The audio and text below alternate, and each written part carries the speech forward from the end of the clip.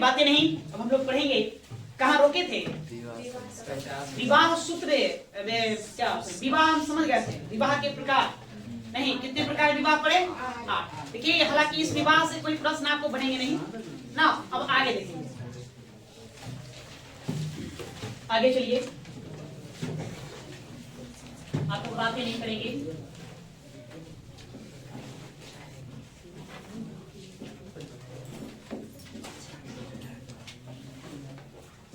आगे देखेंगे वैदिकोत्तर साहित्य, वैदिकोत्तर साहित्य,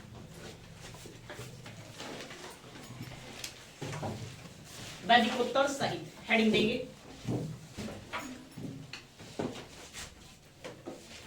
देखिए हमने वैदिक साहित्य के बारे में चर्चा किया था। वैदिक साहित्य, वैदिक साहित्य, तो वैदिक साहित्य में किसको किसको रखा गया, इसको हम चर्चा कर लिए। इसमें हम रखेंगे किसको? वेद। इसी में हमने रखा किसको? ब्राह्मण ग्रंथ। वेदों के बाद किसकी रचना हुई? ब्राह्मण ग्रंथ की रचना हुई, ब्राह्मण ग्रंथ। उसके बाद हमने फिर किसको रखा? अरण्यक, अरण्यक ग्रंथ को रखा। अरण्यक ग्रंथ के बाद फिर आपको क्या आ जाएगा? उपनिषद आ जाएगा। उपनिषद नहीं, ये जो 4 प्रकार के जो ग्रंथ है इसी को हम कहते हैं वैदिक साहित्य कहते हैं। वेदों की संख्या 4 थी, हमने उसको देखा। ब्राह्मण ग्रंथ कितने? 8 हो गए, अरण्यक 7 हो गए, वेदांत कितने हो गए? 108। हमने इतना सबको देख चुके हैं। ये वैदिक साहित्य है। अब जो वैदिक सभ्यता के दरमियान लिखा गया, वैदिक सभ्यता के अंतर्गत लिखा गया, इसलिए हमको वैदिक साहित्य कहते हैं। अब वैदिक साहित्य के बाद भी कुछ ग्रंथों की रचना हुई, जैसे इसमें उसी को हम क्या कहेंगे? वैदिकोत्तर साहित्य। ऐसे मूलतः वैदिकोत्तर साहित्य में 2 को रखा जाता है। एक रखा जाता है आज का उपवेद और दूसरा रखा जाता है वेदांग। क्या रखा जाता है? वेदांग। वेदांग की हम बात करें, हमने उपनिषद को पढ़ा था। उपनिषद को और भी क्या कहते हैं हम लोग? वेदांत कहते हैं। क्या है? वेदांत। और ये है वेदांत, वेदांत। तो 2 ग्रंथों को, 2 साहित्यों को हम लोग वैदिकोत्तर साहित्य कहते हैं। हालांकि इसके बाद भी आप इसमें पुराण कुछ विद्वान इसको पुराण को भी इसी में शामिल करते हैं, लेकिन मूलतः वैदिकोत्तर साहित्य में 2 शामिल किया जाता है। कौन? उपवेद और वेदांत शामिल किया जाता है। तो हम इन्हीं 2 ग्रंथों के बारे में हम चर्चा आज की क्लास में करेंगे। उपवेद पर हम बातें नहीं करेंगे क्योंकि वेद हम पढ़ चुके हैं। वो वेद कितने? 4 हमने पढ़ा था कि 4 वेद, 4 वेद में पढ़े थे हम लोग। ऋग्वेद, यजुर्वेद, सामवेद और अथर्ववेद। अथर्ववेद, ये हम 4 वेद देखें। इसका हम उपवेद भी आपको बता चुके हैं, याद है? ये ऋग्वेद का बताइए, उपवेद का क्या नाम है? कौशिकी नहीं, ऋग्वेद का ऋग्वेद क्या पूछ रहे हैं? क्या सर? 4 वेद है, इन चारों वेदों का एक एक उपवेद है जिसकी हम चर्चा कर चुके हैं। ऋग्वेद को आयुर्वेद कहते हैं। ऋग्वेद का जो वेद है वो है आपको आयुर्वेद। यजुर्वेद का ऋग्वेद धनुर्वेद, तो ये है धनुर्वेद है नहीं। और सामवेद का है गंधर्ववेद, गंधर्ववेद, ठीक है। और उसके बाद अथर्ववेद का क्या है? ब्रह्मवेद, है ना। इसी को शिल्पवेद कहते हैं। क्या कहेंगे? शिल्पवेद। ये इस पर हम चर्चा कर चुके हैं, तो इसको हम छोड़ देते हैं, है ना। सबका विषय ही बताए थे कि किसमें क्या लिखा गया है। आयुर्वेद मतलब कि वैद्य विद्या का उल्लेख है, धनुर्वेद मतलब कि युद्ध विद्या का उल्लेख है, गंधर्ववेद में संगीत विद्या को लेके, और शिल्पवेद में क्या है? शिल्प विद्या का उल्लेख किया गया है। इसकी हम चर्चा ऑलरेडी कर चुके हैं। हम क्या पढ़ेंगे इसमें? वेदांत। तो लिखिए, आप लोग लिखेंगे, लिखेंगे वैदिकोत्तर साहित्य में, वैदिकोत्तर साहित्य में, साहित्य में मुख्यतया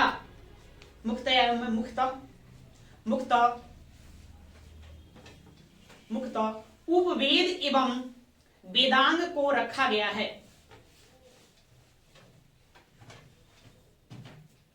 उपवेद एवं वेदांग को रखा गया है, वेदांग को रखा गया है।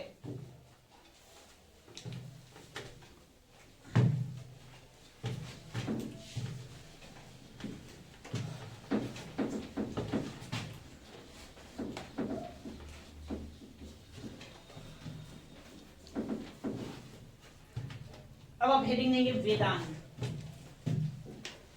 वेदांग, वेदांग, इसको पढ़ना है।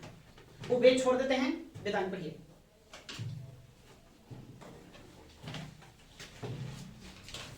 देखिए वेदांत क्यों लिखा गया, तो वेदों को सरलतम रूप से समझने के लिए, मतलब सरलता से आसानी से समझने के लिए, है ना, वेदांत की रचना की गई। किसकी रचना की गई? वेदांत की रचना की। इसकी संख्या 6। कितने? 6। वेदांत पूछे कि वेदांतों की संख्या कितनी? 108। कंफ्यूज नहीं होना है, तो बहुत सारा बच्चा कंफ्यूज हो जाता है वेदांत और वेदांग में, उसको समझ में ही नहीं आता है कि क्या है। तो वेदांत जो है ये उपनिषद है। क्या है? उपनिषद। उपनिषद को ही हम लोग क्या कहते हैं? वेदांत कहते हैं, जिसकी संख्या कितनी? 108, 108। नहीं, ये वेदांत। दोनों में अंतर क्या है जी? त और ग का अंतर है, बस यही अंतर है ना, ग और त। वेदांत, इसकी संख्या क्या है? 6 है। ठीक है। वेदांत का या उपनिषद का विषय क्या है? दर्शन शास्त्र। दर्शन, भारतीय दर्शन का पितामह किसको कहते हैं? उपनिषद को कहते हैं, वेदांत को कहते हैं नहीं, वेदांत को कहते हैं। वेदांत क्या है? वेदांत तो वेदों को सरलतम रूप से समझने के लिए हमने किसकी रचना कर दी? वेदांत की रचना कर दी। इसकी संख्या कितनी है? 6। नहीं, मूलतः आपसे संख्या ही पूछा जाता है, लेकिन कुछ कुछ वेदांत है जहां से हमें कुछ जानकारी जुटाना है, उसी के बारे में समझेंगे। तो लिखिए, लिखो, वेदों को सही ढंग से समझने के लिए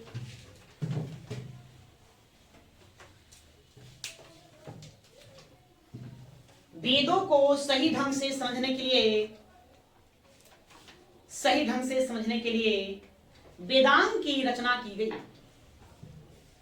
वेदांत की रचना की गई।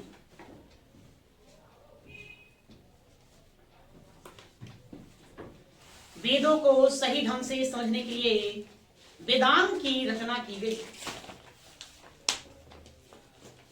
रचना की गई। इसकी कुल संख्या 6 है। इसकी कुल संख्या 6 है।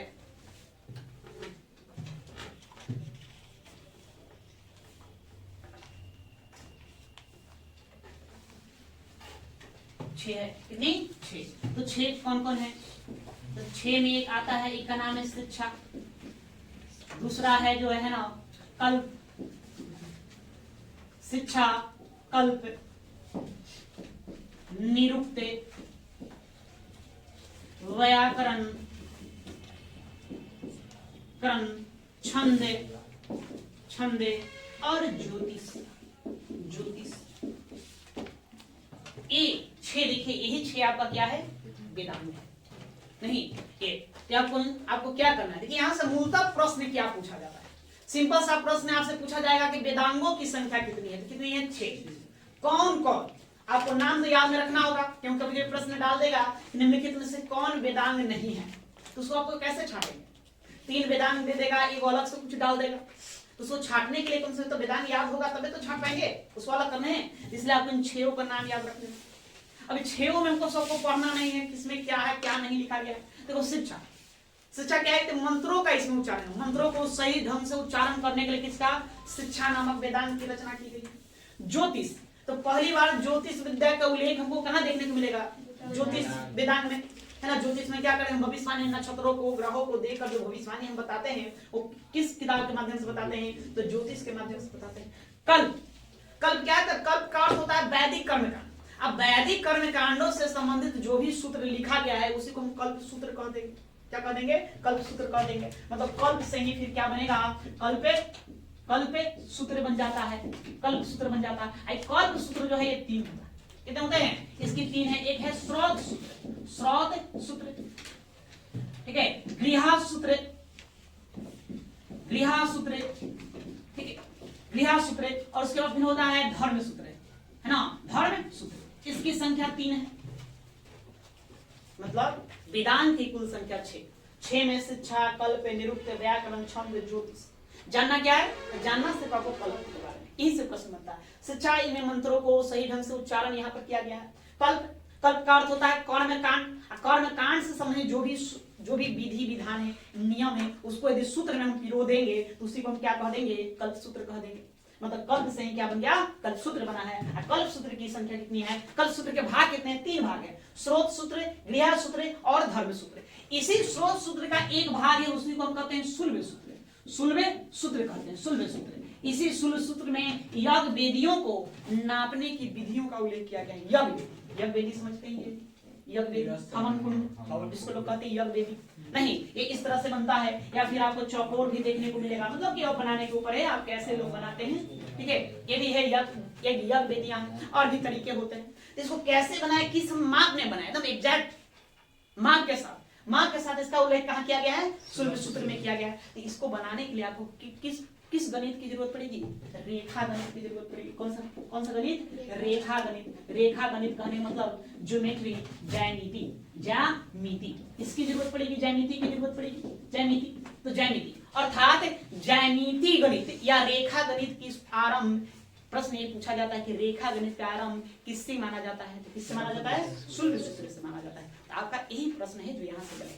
तो मूलतः अभी तक देखिए एग्जामों में वेदांग से 3 ही प्रश्न पूछे गए हैं। पहला, वेदांगों की संख्या 6, नहीं निम्नलिखित में कौन वेदांग नहीं है, एक इस तरह से प्रश्न बनता है। उसके लिए आपको 6 वेदांग को याद कर लेना है। दूसरा, रेखा गणित का आरंभ किससे माना जाता है, तो किससे माना जाता है, शुल्ब सूत्र से माना जाता है। इसी गृहा सूत्र में हमने चर्चा कर चुके हैं। इसी गृहा सूत्र में 16 संस्कारों का उल्लेख किया गया, 16 संस्कारों, इसका हम चर्चा करेंगे आगे तुरंत। इसी में फिर आपको 8 विवाह का उल्लेख किया गया, 8 विवाह का उल्लेख किया गया। 8 विवाह हम लोग पढ़े, हम लोग पढ़ रहे। धर्म सूत्र देखेंगे तो धर्म सूत्र में सामाजिक जो विधियां हैं, सामाजिक जो आचरण है उसका उल्लेख किया गया। कह सकते हैं मतलब कि यहाँ पर है ना वर्णाश्रय का उल्लेख मिलेगा, वर्ण व्यवस्था का उल्लेख मिलेगा। और यहीं पर पुरुषार्थ का उल्लेख किया गया। पुरुषार्थ, मनुष्य के पुरुषार्थ पर भी चर्चा की है। कितने पुरुषार्थ है, 4 पुरुषार्थ। नहीं, क्या है वो 4 पुरुषार्थ, धर्म अर्थ काम मोक्ष। नहीं, मनुष्य के यही 4 प्राप्ति करना चाहिए, तो उसका उल्लेख ये धर्म सूत्र में किया गया। तो बस इतना ही आपको जानना है, इससे ज्यादा विशेष प्रश्न यहाँ से बनता है। तो इसको लिखिए, 6 उतार लिए, इसको उतारेंगे। इसकी संख्या 6 है, 6 का नाम उतारिए।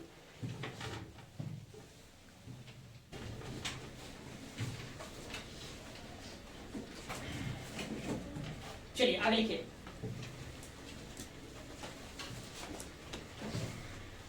वैदिक स्वरों मतलब मंत्रों, वैदिक स्वरों के शुद्ध उच्चारण,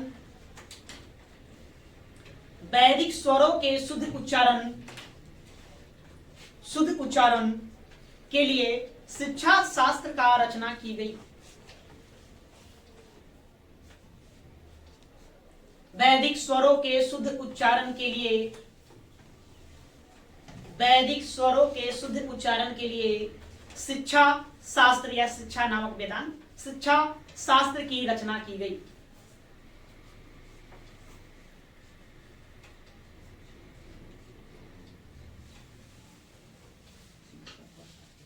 रचना की गई। अगला पंक्ति लिखिए। कल्प का अर्थ है कर्मकांड। कल्प का अर्थ है कर्मकांड।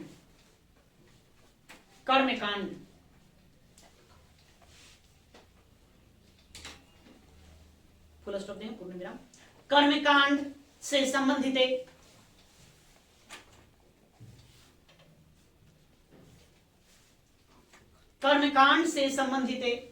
नियम या विधियां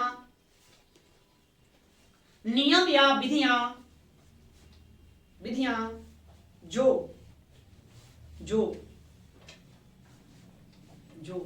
सूत्र में लिखे गए हैं। नियम या विधियां जो सूत्र में लिखे गए हैं, कल्प सूत्र कहलाते हैं। कल्प सूत्र कहलाते हैं।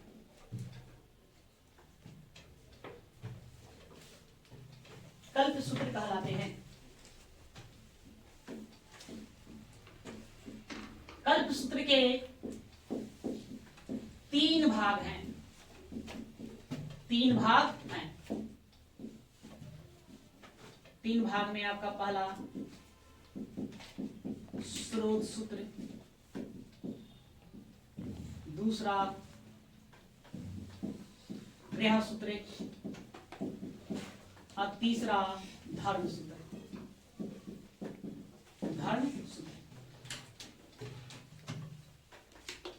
इसको ऐसे ही लिख देंगे। अगर हम रचना की बात करें किस काल में लिखा गया, तो 600 ईसा पूर्व से 300 ईसा पूर्व के मध्य इसकी रचना हुई। और इसकी भी रचना 600 ईसा पूर्व से 300 ईसा पूर्व के मध्य हुई और इसकी रचना 300 ईसा पूर्व से 200 ईसा पूर्व तक मानी जाती है। यह समय अवधि है, इस अवधि के बीच में इसकी रचना की गई। ठीक है, कुछ किताबों में इसी को आपको 500 भी देगा, कितना देगा 500, आप लिख लीजिए 500 ईसा पूर्व से 200 ईसा पूर्व।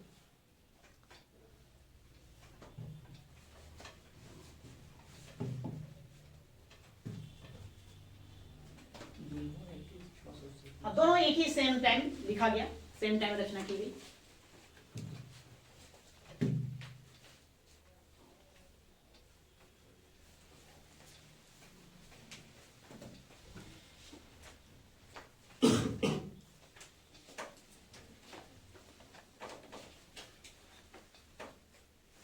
ठीक है, क्लियर है।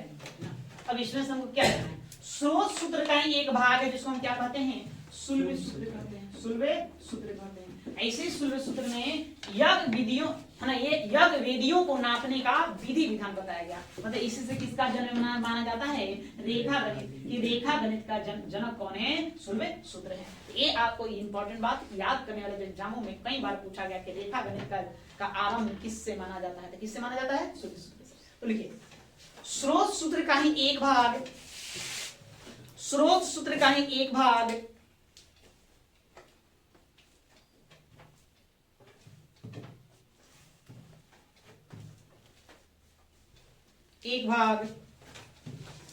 सुलभ सूत्र है, सुलभ सूत्र है।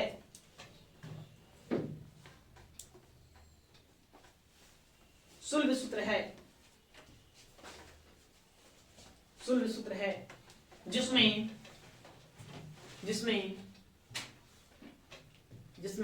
यज्ञ वेदियों के नापने की विधि, जिसमें यज्ञ वेदियों के नापने की विधि,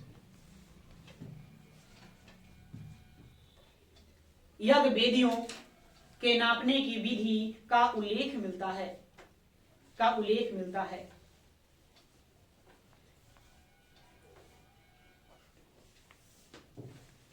मिलता है। सुलभ सूत्र से ही, सुलभ सूत्र से ही,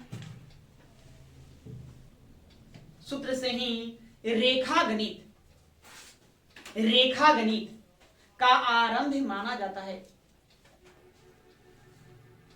रेखा गणित का आरंभ माना जाता है।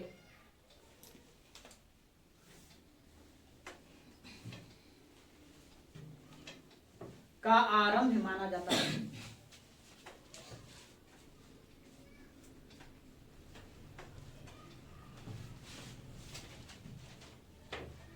ठीक है, बात समझते हैं।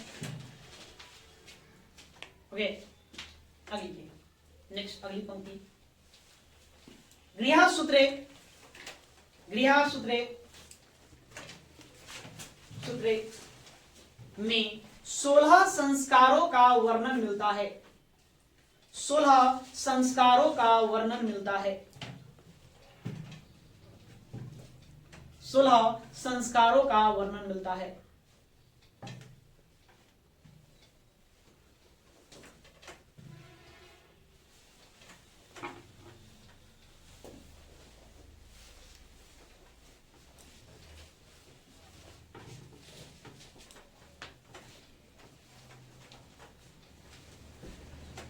मिलता है क्या, एक लाइन धर्म सूत्र से भी लिख दीजिए, इससे भी लिखो, एक पंक्ति लिखो। हाँ, विवाह मिलता है, तो 16 संस्कारों में ही एक विवाह है। वहां विवाह के प्रकार कितने बताएंगे, 8 बताएंगे। ठीक है, देखिए, धर्म सूत्र से, धर्म सूत्र से सामाजिक व्यवस्था,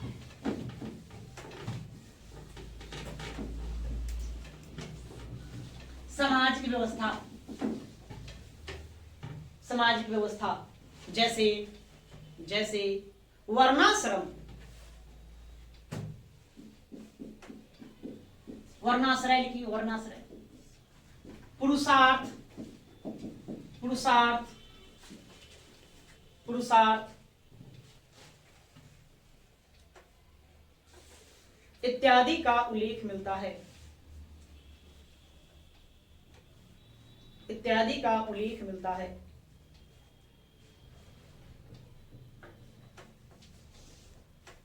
इत्यादि का उल्लेख मिलता है।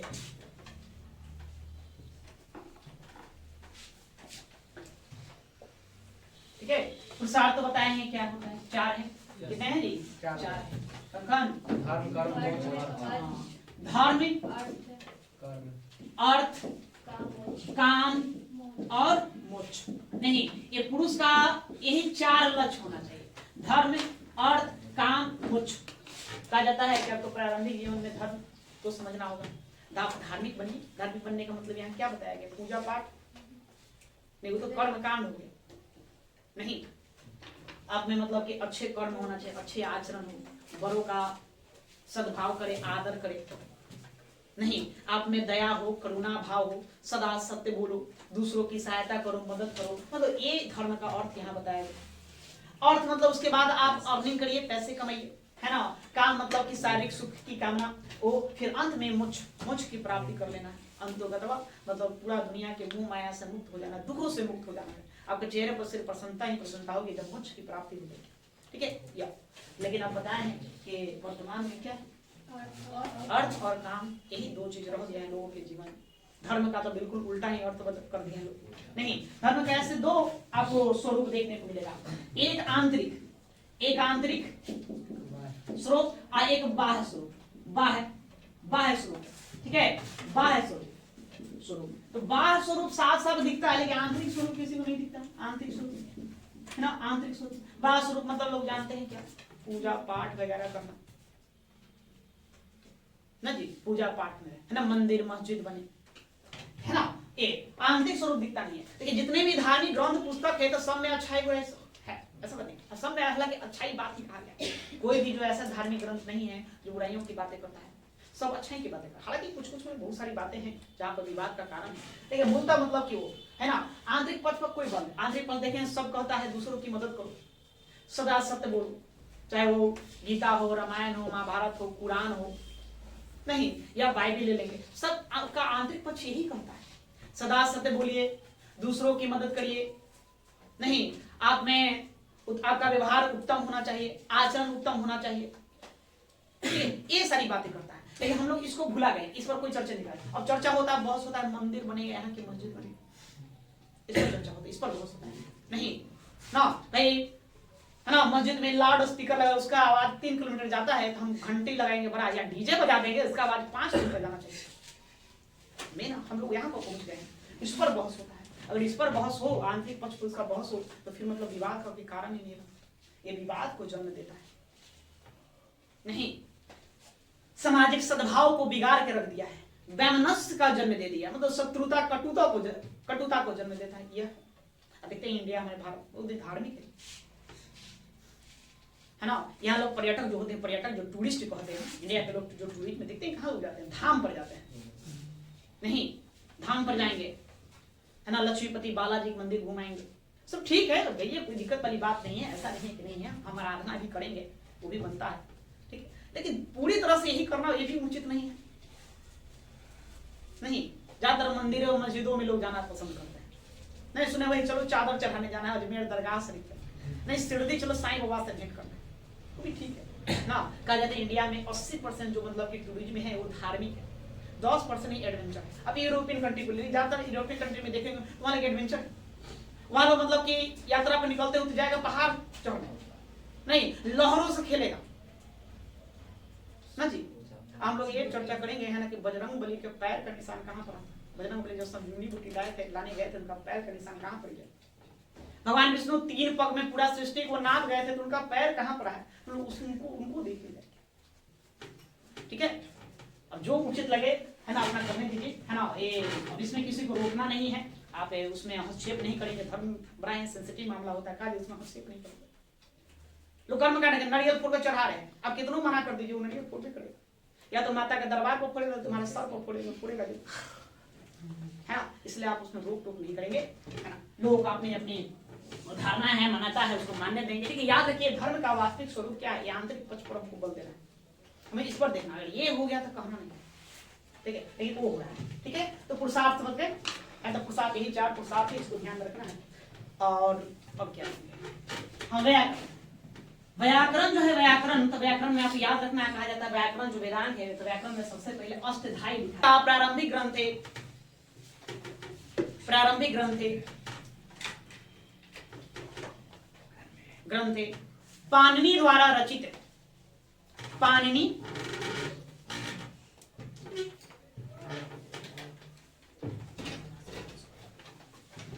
द्वारा रचित है, अष्टधाई, अष्टधाई माना जाता है, अष्टधाई माना जाता है। व्याकरण का प्रारंभिक ग्रंथ है, व्याकरण का प्रारंभिक ग्रंथ है पाणिनि द्वारा रचित है, अष्टधाई को माना जाता है। ठीक है, तब यहां पर हम वेदांत को क्या करते हैं, समाप्त करते हैं। वेदांत से क्या याद रखना आपको समझ गया है। सूत्र को ध्यान में रखेंगे, रेखा गणित का जनक माना जाता है, आरंभ माना जाता है। नहीं, इसकी संख्या ध्यान में रखेंगे, कौन कौन है ये इतना ध्यान में रखिए, बाकी आपका काम हो जाएगा।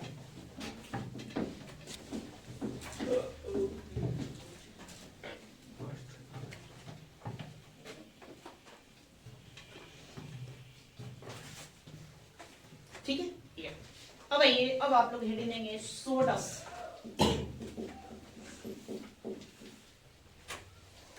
षोडश संस्कार मतलब 16 संस्कार।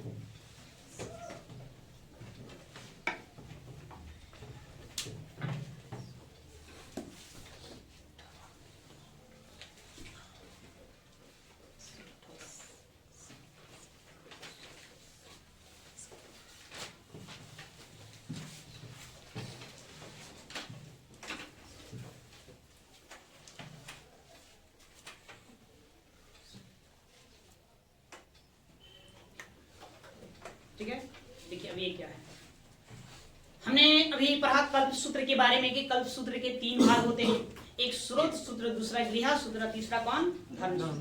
तो गृह सूत्र में 16 संस्कारों का उल्लेख किया गया। अभी 16 संस्कार है क्या, देखिए संस्कार का अर्थ होता है शुद्धिकरण। क्या होता है, शुद्धिकरण। इसका अर्थ होता है शाब्दिक अर्थ देखेंगे तो शुद्धिकरण होता है या परिधान, शुद्धिकरण। यह जन्म के पूर्व और मृत्यु तक चलता है, जन्म के पूर्व और मृत्यु तक 16 प्रकार के आपको क्रियाकलाप करना है ना, उसी को 16 प्रकार का संस्कार करना है, वही आपको 16 संस्कार। इसकी जरूरत क्या हम पड़ी, तो वेदों में स्पष्ट लिखा हुआ है, ग्रंथों में, कि इसकी जरूरत है ना। एक व्यक्ति को मतलब एक बिल्कुल ही समाज लायक बनाने के लिए इन संस्कारों की आवश्यकता है।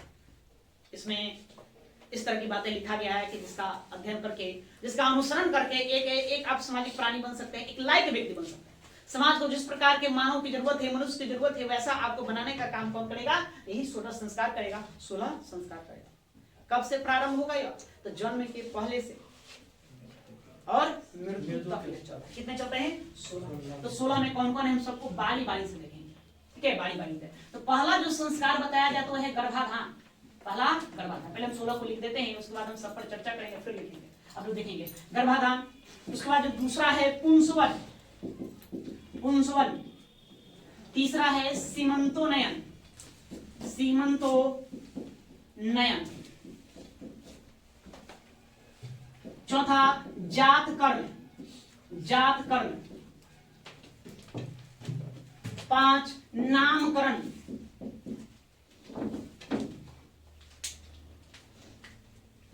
5वां नामकरण, नामकरण। उसके बाद निष्क्रमण, निष्क्रमण।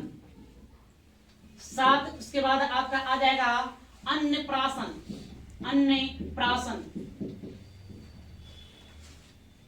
अन्नप्राशन। ठीक है, अन्नप्राशन के बाद आपका आ जाएगा चूराकर्ण, चूराकर्ण, चूराकर्ण। फिर उसके बाद कर्ण भेदन, कर्ण भेदन। कर्ण भेदन के बाद विद्यारंभ, विद्यारंभ। विद्यारंभ के बाद आपका आ जाएगा उपनयन, उपनयन, उपनयन। फिर उसके बाद आ जाएगा वेदारंभ, वेदारंभ, वेदारंभ, वेदारंभ के बाद आ जाएगा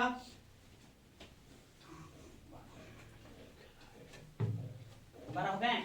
अच्छा 12। उसके बाद फिर आपका आ जाएगा वेदारंभ के बाद केशांत, केशांत एक इसे कहते हैं गोदान, गोदान, ठीक है, केशांत या गोदान करते हैं। फिर उसके बाद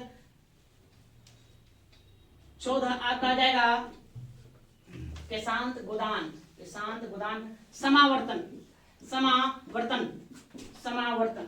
फिर उसके बाद 15वां आपका आ जाएगा जब जीव माँ के उदर में प्रवेश करता है, गर्भ में प्रवेश करता है, उस समय किया गया जो संस्कार होता है उसको हम क्या कहते हैं, गर्भाधान कहते हैं।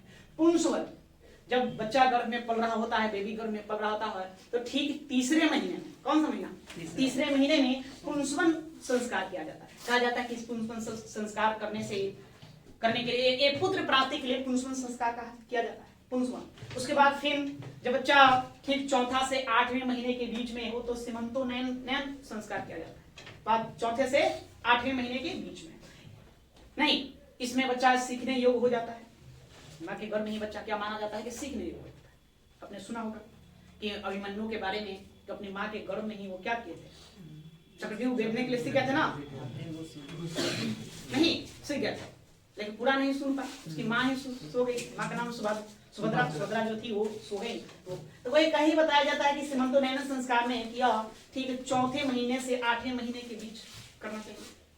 इसमें बच्चा सीखने योग्य हो जाता है, तो उसमें अच्छा गुण आए, अच्छा संस्कार आए, इस पर ध्यान देने के लिए ये किया जाता है। साथ ही माँ के भी है ना आचार विचार पर ध्यान दिया जाता है, रहन सहन पर ध्यान दिया जाता है, उनके भी व्यवहार को उनको भी कहा जाएगा आप अपना ध्यान देंगे कि आप जो करेंगे बच्चा भी क्या होगा सिखाएगा। इसी को आधे रूप में गोद भराई रस्म आप सुने होंगे, है ना, तो गोद भराई रस्म से जोड़ कर देखा जाता है, वर्तमान का आधे जो स्वरूप है गोद भराई है। उसके बाद जात कर, जब बच्चा जन्म लेता है तो तत्काल पिता बच्चे को शहद चखाता है, तो वहां पर किया गया जो कर्म है उसको क्या कहते हैं, जात कर्म कहते हैं। नामकरण, नामकरण तो आप सब लोग जान ही रहे नहीं, उसका हम नाम रखेंगे, ठीक, ब्राह्मण दिन नाम रखने की रस्म है, किसको आप क्या करेंगे, नामकरण करेंगे। निष्क्रमण, जब बच्चा पहली बार घर से बाहर निकलता है तो वहां पर किया गया जो संस्कार है वो क्या कहलाएगा, निष्क्रमण कहलाएगा।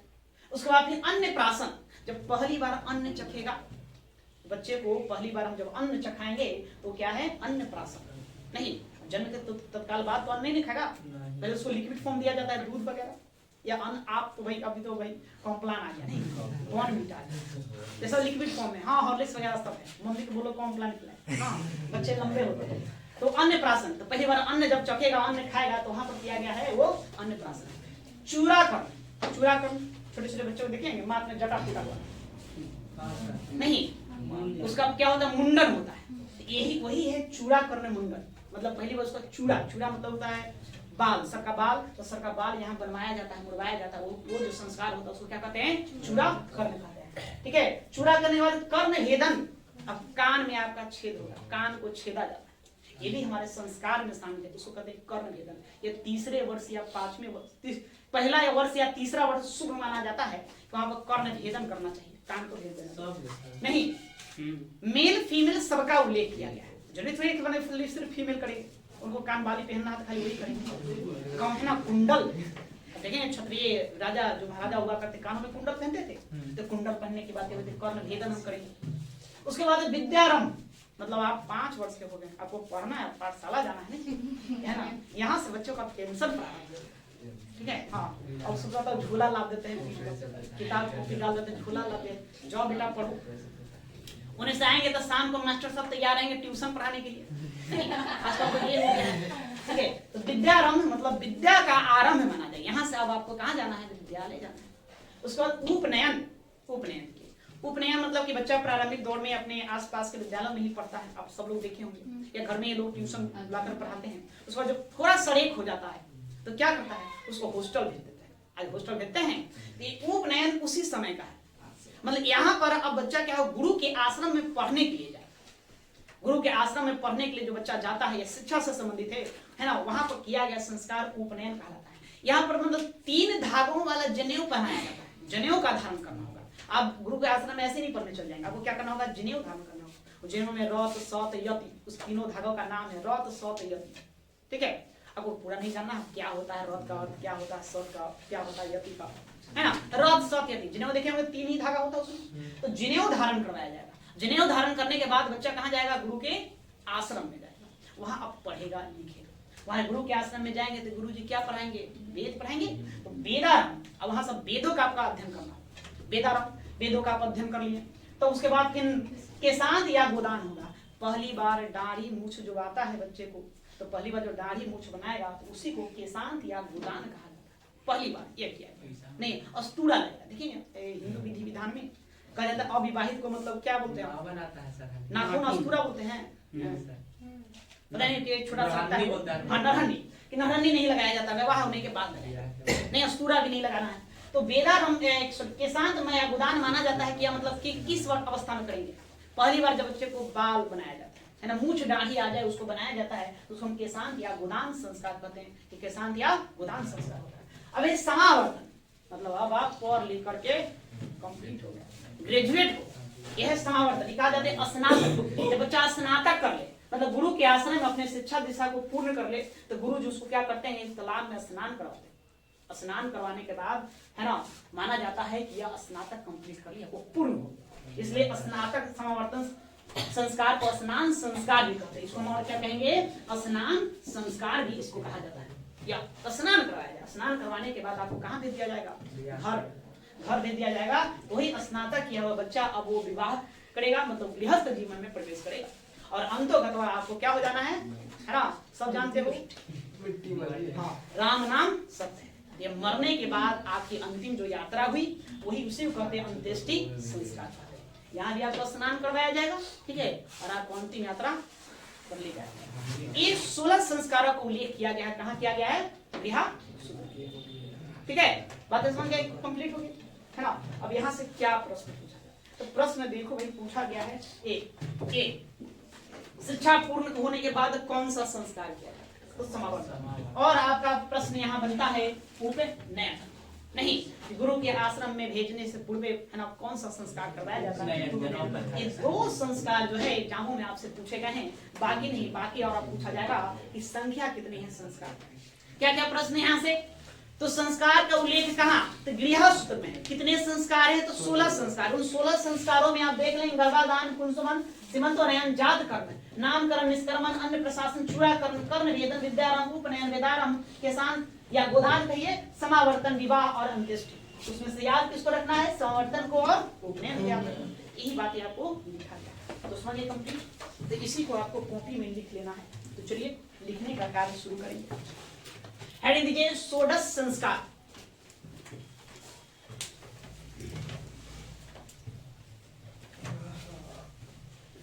देखिए संस्कार का अर्थ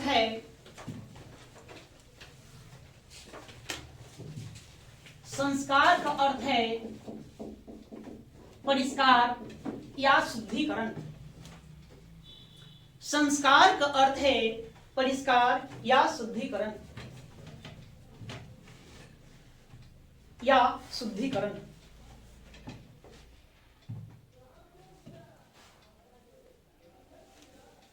शुद्धिकरण, इसके माध्यम से व्यक्ति को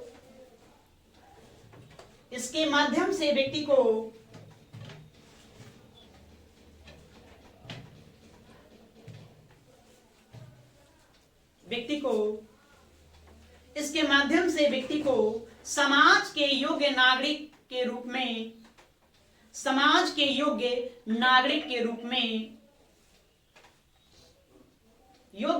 के रूप में तैयार किया जाता है।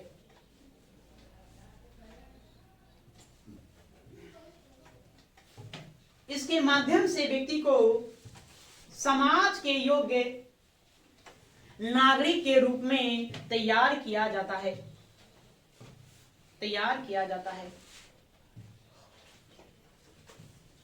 ये संस्कार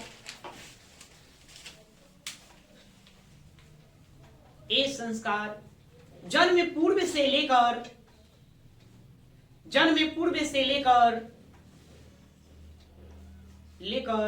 मृत्यु पर्यंत मृत्यु पर्यंत चलते रहते हैं, चलते रहते हैं, मृत्यु पर्यंत चलते रहते हैं, चलते रहते हैं।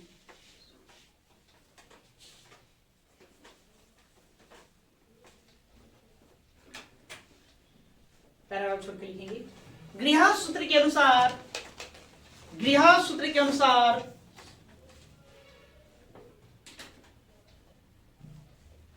अनुसार 16 प्रकार के संस्कारों को मान्यता है, 16 प्रकार के संस्कारों,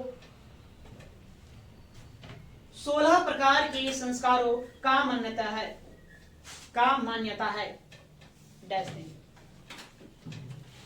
डैश देंगे।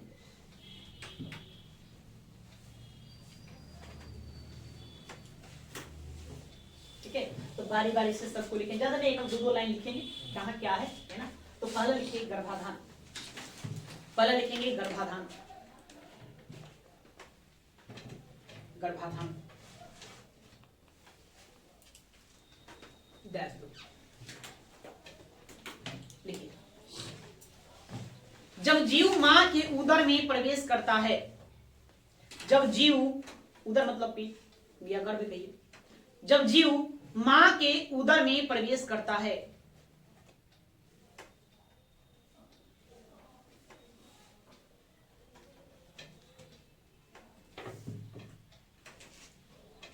प्रवेश करता है। दूसरा पुंसवन, पुंसवन, पुंसवन, पुंसवन।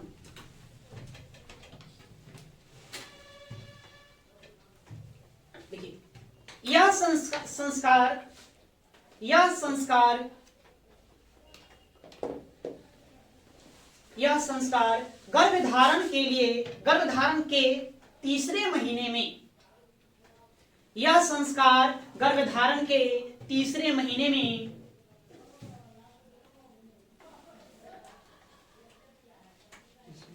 तीसरे महीने में पुत्र प्राप्ति के उद्देश्य से,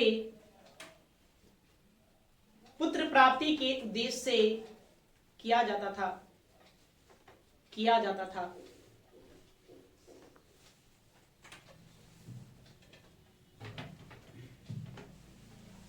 किया जाता था।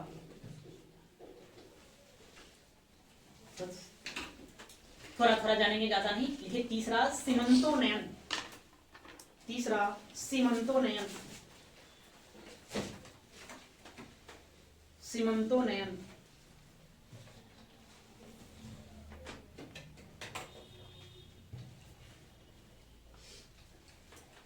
यह संस्कार चौथे महीने से, चौथे महीने से 8वें महीने तक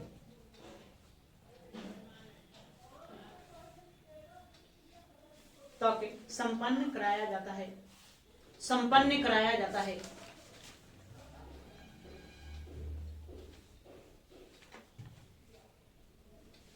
संपन्न कराया जाता है।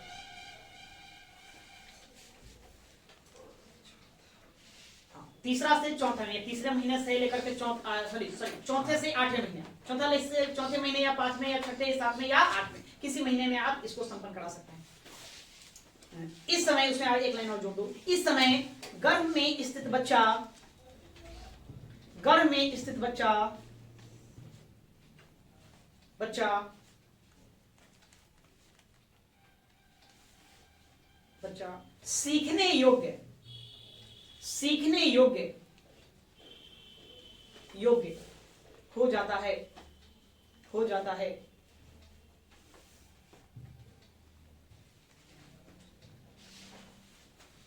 अतः बच्चे के अच्छे गुण,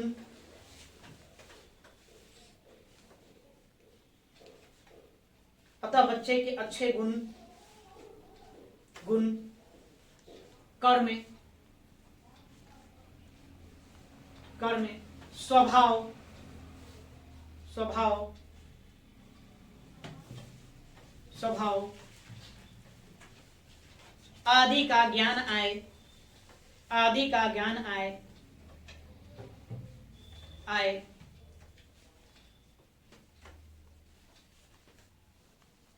इसके लिए भी, इसके लिए ज्ञान आए, कॉमा देंगे, वहां पर लिखेंगे इसके लिए मां के आचार विचार, मां के आचार विचार, आचार विचार, रहन सहन, कॉमा देंगे, आचार विचार कॉमा रहन सहन, रहन सहन और व्यवहार पर ध्यान दिया जाता है, और व्यवहार पर ध्यान दिया जाता है।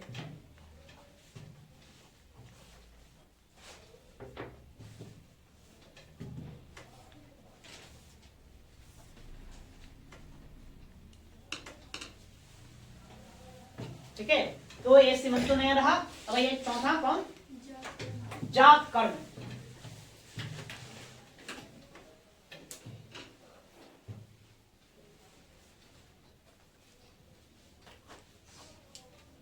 जात कर्म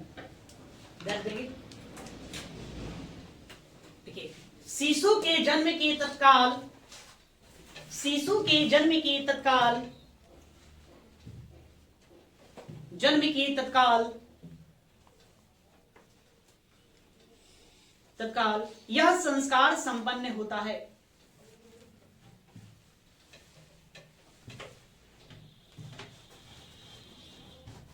शिशु के जन्म के तत्काल यह संस्कार होता है, होता है। इसमें शिशु को, इसमें शिशु को मधु चटाया जाता है, मधु, शहद।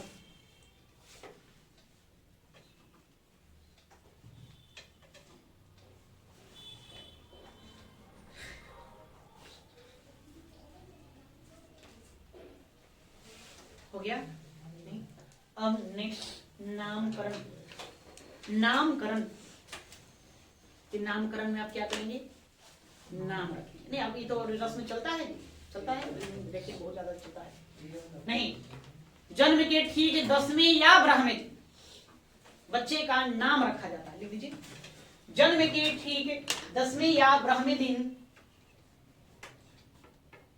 10वें या 12वें दिन शिशु का नामकरण किया जाता है।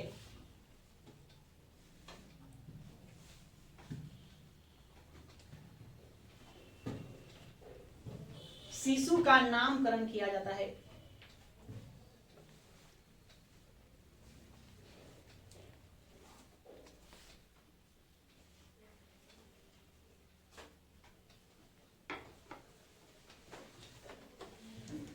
बच्चे का आप लोग नाम रख दिए, यानी घर से बाहर ले जाओगे ना जी, दुनिया दिखाओगे ना, दिखाओ ना, देखो कितनी खूबसूरत दुनिया है ना, तो बाहर निकालेंगे तो उसको क्या कहेंगे? निष्क्रमण। ये भी ठीक 12वें दिन नामकरण के बाद। नहीं तो लिखिए, जब बालक, निष्क्रमण में लिखेंगे, निष्क्रमण,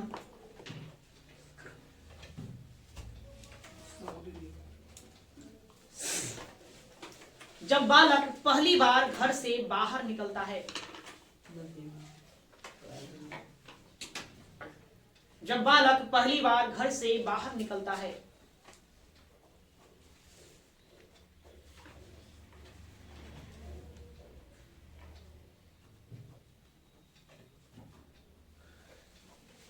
लिखिए 12वें दिन, कुछ भी लिख दो तो 12वें दिन।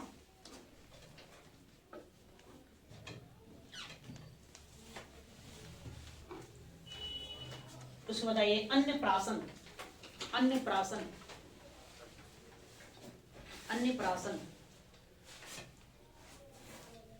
इसमें क्या करेंगे आप? अन्न खिलाएंगे पहली बार। देखो, जब बालक को पहली बार अन्न खिलाया जाता है, जब बालक को पहली बार अन्न खिलाया जाता है,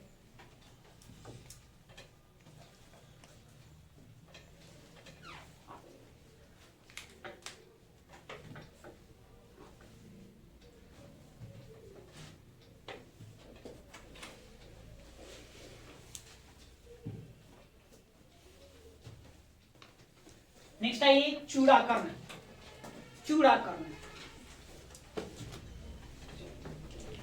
इसको आप चूड़ाकर्ण नहीं, चूड़ाकर्ण।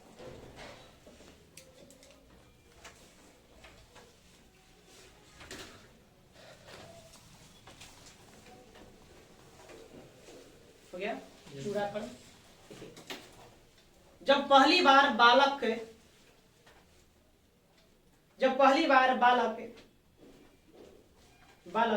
का बाल बनवाया जाता है,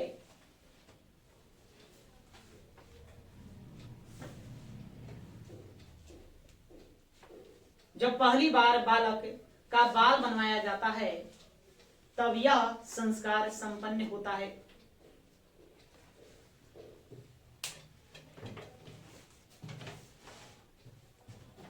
तब यह संस्कार संपन्न होता है। जब पहली बार बालक का बाल बनवाया जाता है तब यह संस्कार संपन्न होता है। यह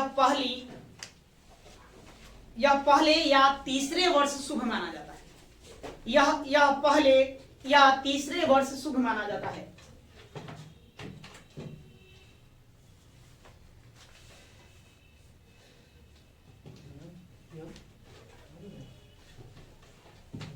यह पहले या तीसरे वर्ष शुभ माना जाता है। मैंने बाल बनवाएंगे कब बनाए, कितनी वर्ष की अवस्था में, या तो पहले साल करिए नहीं तो फिर कब, तीसरे वर्ष करिए।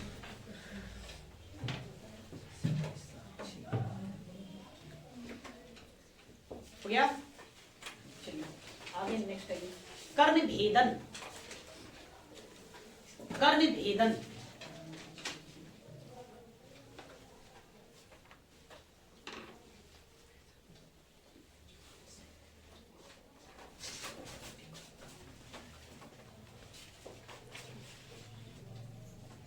क्या लिखेंगे, इसमें पहली बार कान छेदा जाता है। इसमें पहली बार कान छेदा जाता है।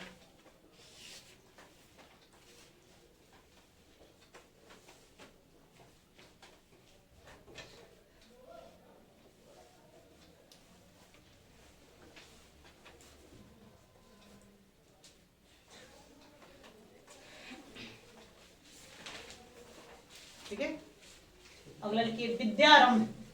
विद्यारंभ,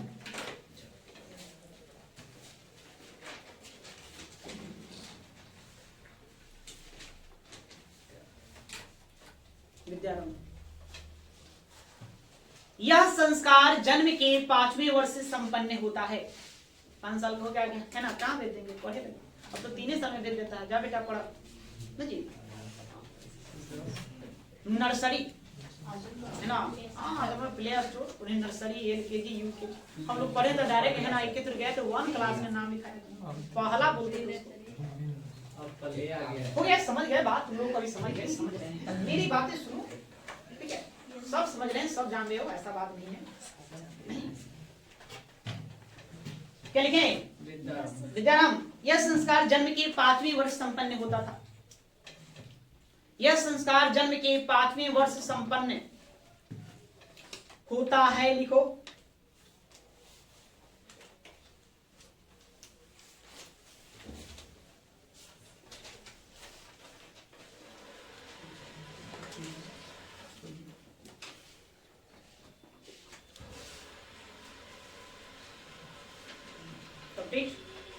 नेक्स्ट उपनयन, इस पर आपको ध्यान देना है, यहां से प्रश्न बनता है। उपनयन, उपनयन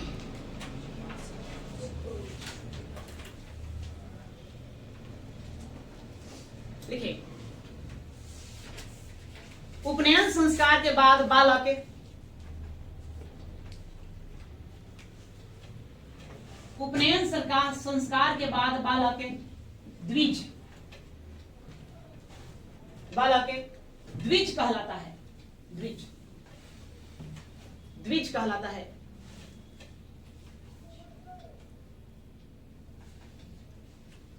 द्विज कहलाता है। द्विज का अर्थ होता है पुनर्जन्म। पुनर्जन्म,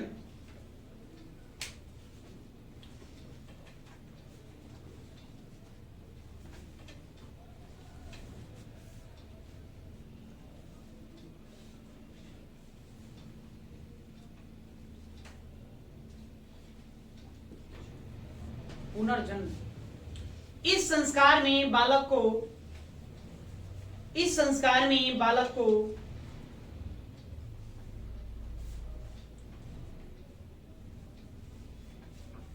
संस्कार में बालक को गुरु आश्रम में भेजने से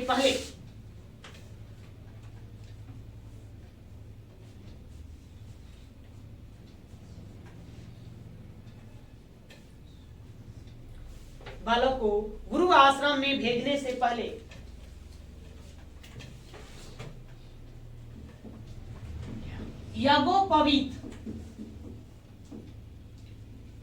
यज्ञोपवीत धारण कराया जाता है। मतलब वही हम अभी कहते हैं जनेऊधारी, जनेऊ लोग धारण, उसको क्या कहें, यज्ञोपवीत धारण कराया जाता है। यज्ञोपवीत धारण कराया जाता है। इसमें 3 धागे होते हैं।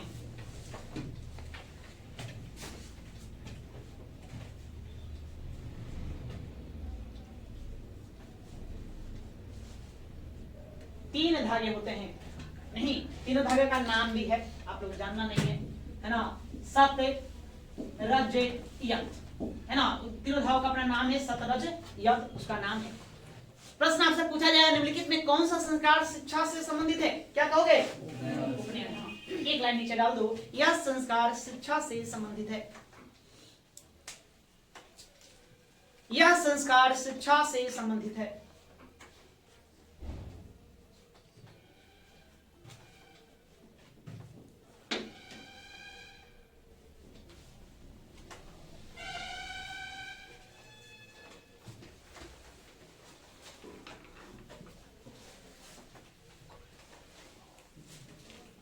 ठीक है, अब देखिए वेदारंभ। वेदारंभ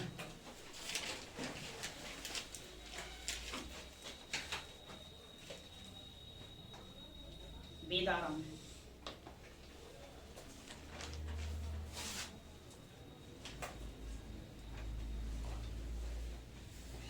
ठीक है, यह संस्कार गुरु के आश्रम में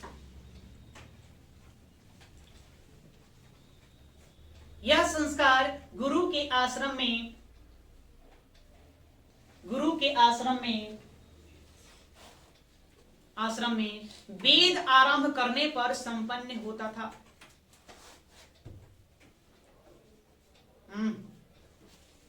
वेद आरंभ करने पर संपन्न होता था। यह संस्कार गुरु के आश्रम में वेद आरंभ होने पर संपन्न होता था।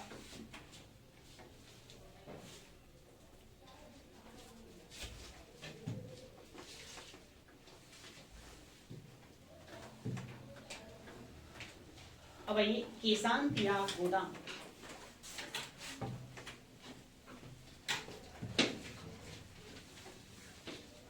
केशांत या गोदान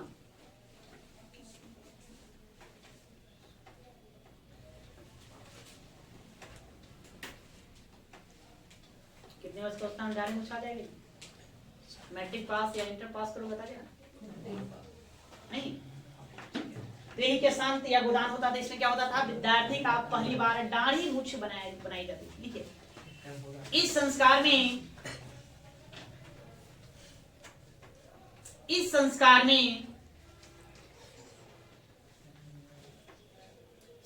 में विद्यार्थी का पहली बार दाढ़ी मूछ बनाई जाती थी।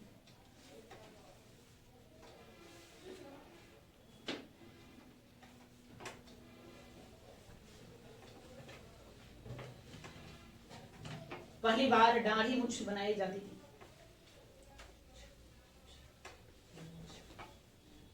स्टार्ट 13 संस्कार हो। अब कौन सा होगा? समावर्तन। समावर्तन नहीं, मतलब जब आपकी विद्या क्या मतलब शिक्षा समाप्त हो जाएगी, आप पढ़ लिख लिए, आपकी पढ़ाई कंप्लीट हो गई है, आप एक ग्रेजुएट हो गए, मतलब स्नातक पास कर लिया है ना। जब गुरु को लगता है आप स्नातक पास हो गए, मतलब वेदों का अध्ययन कर चुके हैं। तब यह संस्कार गुरु द्वारा संपन्न कराया जाएगा आपको घर भेजने के लिए। इसमें गुरु के द्वारा स्नान करवाया जाता था। एक बार अपना स्नान कर लीजिए, उसके बाद आप ग्रेजुएट माने जाएंगे, फिर अपना घर जाइए। नहीं देखिए, यह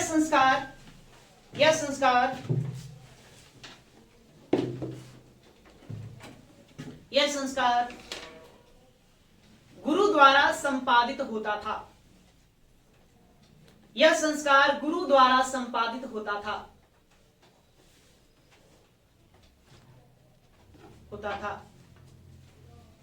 आगे चलते हैं। नहीं, अब सुने होंगे, अखबारों पढ़ते होंगे, दीक्षांत समारोह। कोई कॉलेज दीक्षांत समारोह करवाता है, जैसे हम लोग का है ना, नालंदा ओपन यूनिवर्सिटी में होने वाला है। नहीं, पीजी कंप्लीट हो गया है तो उसके बाद गवर्नर के द्वारा हम लोग को प्रमाण पत्र दिया जाएगा कि आप ग्रेजुएट हो गए हैं, तो दीक्षांत समारोह होगा। ठीक है, हाँ, काला टोपी वगैरह देखे होंगे, वो तरह के कोट पहने। नहीं, हाँ, पीएचडी भी धारण कर लेंगे आपको, तो उस समय दीक्षांत समारोह में आपको डिग्री सौंपी जाएगी। कोई कॉलेज होता है जो ग्रेजुएट तक ही है, तो वो भी अपना करवाता है एग्जाम, जिसके बाद हम पढ़ाएंगे नहीं बच्चों को, तो ग्रेजुएशन कंप्लीट करवा दिए तो वहां भी वो भी संपन्न करवाएगा। नहीं, ठीक है, तो दीक्षांत समारोह होता है, हर विद्यालय में होता है। हर विद्यालय में अब लास्ट ईयर में जब विद्यालय का परित्याग करेंगे, मतलब आप समाप्त हो गया आपकी पढ़ाई उस विद्यालय में, तब वहां पर दीक्षांत समारोह बुलाया जाए। तो समझिए उस काल का क्या था, उसमें दीक्षांत समारोह उस काल में क्या कहलाता था, समावर्तन कहलाता है। किसके द्वारा संपन्न करवाया जाएगा, गुरु के द्वारा संपन्न करवाया जाएगा। नहीं देखो, और उसमें जोड़ो, गुरुकुल में शिक्षा समाप्त, गुरुकुल में, उसी में भी जोड़िए, गुरुकुल में शिक्षा समाप्त कर लेने के पश्चात गुरुकुल में शिक्षा समाप्त कर लेने के पश्चात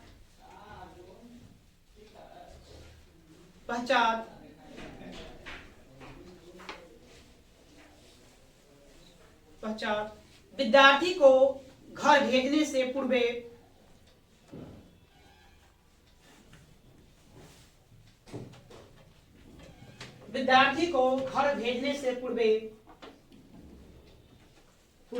यह संस्कार कराया जाता था।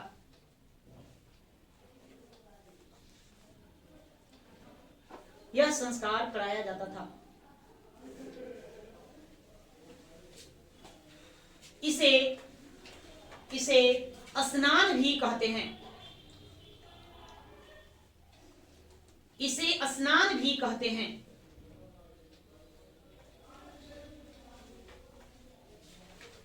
क्योंकि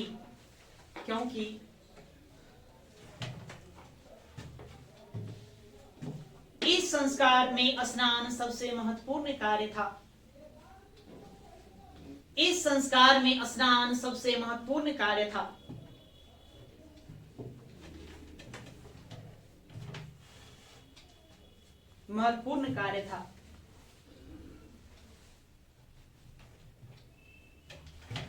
इसी के बाद विद्यार्थी स्नातक बनता था। स्नातक बनता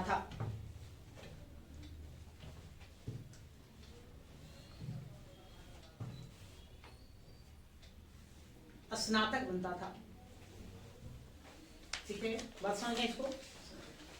अब आइए, दो और रह गए हैं, विवाह।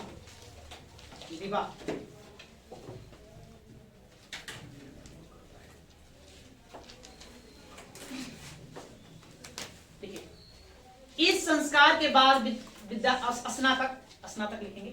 इस संस्कार के बाद स्नातक गृहस्थ जीवन में प्रवेश करता था। इस संस्कार के बाद स्नातक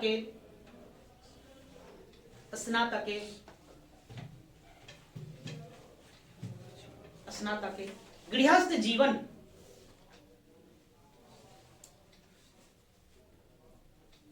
जीवन में प्रवेश करता था।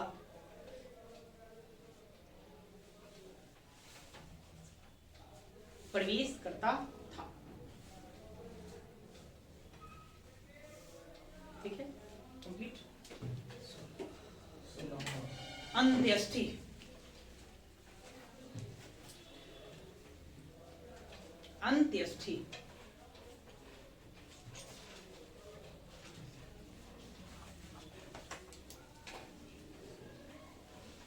पृथ्वी पर सभी क्रियाकलाप कर लिए?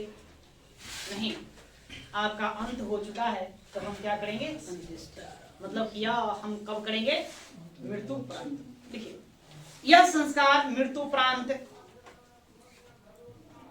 यह संस्कार मृत्यु प्रांत, मृत्यु प्रांत किया जाता था, या किया जाता है, ये तो आज ही होता है, किया जाता है।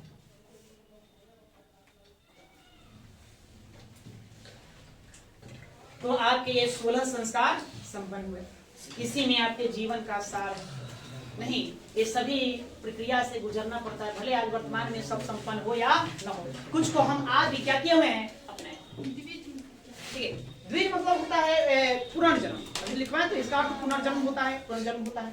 मतलब जब आप उपनयन करवाएंगे, जनेऊ धारण कर लेंगे, तो वो बालक को क्या कहेंगे? द्विज कहा जाता है। मतलब उसका पुनर्जन्म, मतलब फिर से उसका अपना जीवन का हम जो है सीख लेना है, वो सीख लेंगे यहाँ से। सारा शिक्षा दीक्षा क्या करेंगे यहाँ से? ठीक है, तो आज के लिए इतना ही रहने देते हैं, फिर हम अगली क्लास में